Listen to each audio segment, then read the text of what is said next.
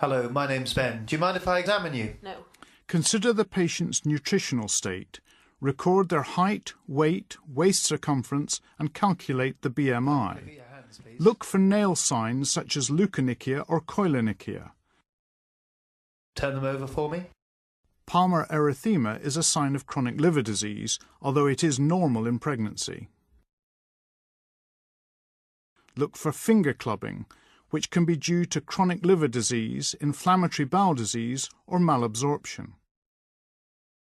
Could you place your arms up in front of you and cock your wrists back, please? Asterixis is a coarse flapping tremor seen in liver failure. It may also be seen in cardiac, renal and respiratory failure with CO2 retention. Look for needle tracks, tattoos and paucity of axillary hair.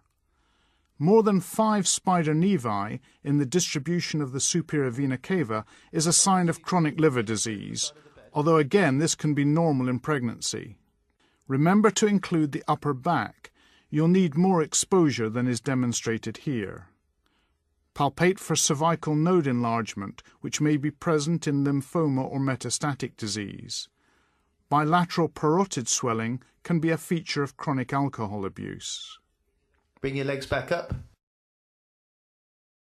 Just rest your head back. Look for spider nevi in the face and pallor and jaundice in the eyes. I'm going to look in your eye. Look up for me. Under natural light. And down. Jaundice is a diffuse yellow discoloration of the sclera.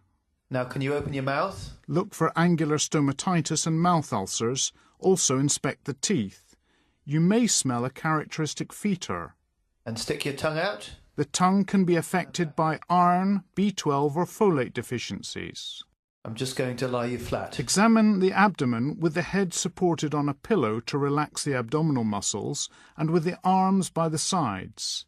Expose from the xiphisternum to the pubic symphysis and look for scars, stomata, distension or pulsations. Do you have any pain anywhere? No. I'm just going to feel very gently. Let me know if it's sore. Ensure that your hands are warm and kneel beside the bed. Use your right hand, keeping it flat in contact with the abdominal wall, and avoid using your fingertips. Watch the patient's face throughout the examination for any sign of discomfort.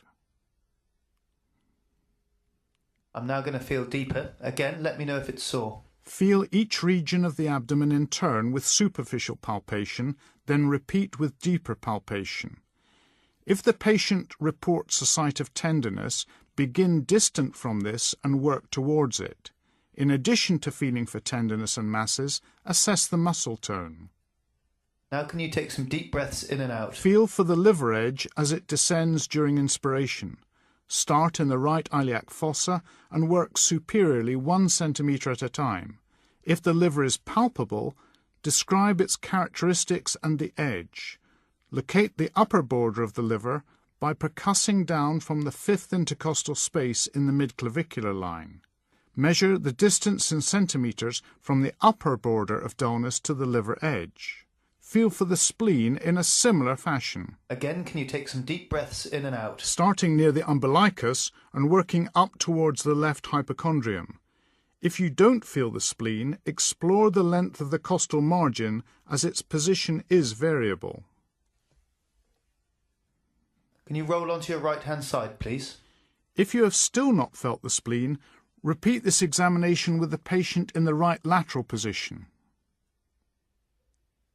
Take some deep breaths in and out again for me, please. Again, palpate using your right hand, starting at the umbilicus and working towards the left hypochondrium. Place your left hand behind the patient's left ribs, gently pulling the rib cage forward. And roll back onto your back. Percuss over the lower ribs and lateral chest wall to confirm or exclude the presence of splenic dullness. To detect lesser degrees of kidney enlargement, place one hand behind the patient's back below the lower ribs and the other anteriorly. You sometimes need to press firmly, but take care as this may be tender. The kidney is typically ballotable. Can I ask you to sit forward, please? With the patient sitting up, you can palpate the renal angles directly, but take care if there is any tenderness. Let me know if it's sore. The renal angle is between the 12th rib and the lumbar vertebrae. Now I'm going to tap your back. Again, let me know if it's sore. If palpation is non-tender, gentle percussion with the closed fist may elicit tenderness. Check for pitting edema over the sacrum by applying pressure for a few seconds and seeing if indentation remains. Can you lie down flat again for me, please? Percuss from superior to inferior in the midline over the abdomen. The point at which resonance changes to dullness marks the top of the bladder. Percuss for ascites by starting in the midline and working laterally towards the flanks. With ascites, there will be dullness laterally. Can I get you to roll onto your left-hand side? Turn the patient and wait. A note change from dull to resonant is shifting dullness, indicating ascites. And could you roll back for me? And now can you place your hand down the middle of your tummy? A transmitted fluid thrill is another way to demonstrate gross ascites. The patient's hand prevents transmission of the impulse through their skin. Next, use the stethoscope diaphragm to auscultate for bowel sounds.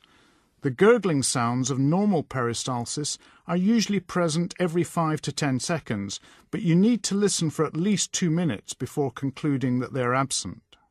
Listen over the kidneys for the bruit of renal artery stenosis and over the liver, where a bruit may be caused by hepatitis or hepatoma, and over the umbilicus for an arterial bruit that might suggest an atheromatous or aneurysmal aorta. Warn the patient before testing for succussion splash.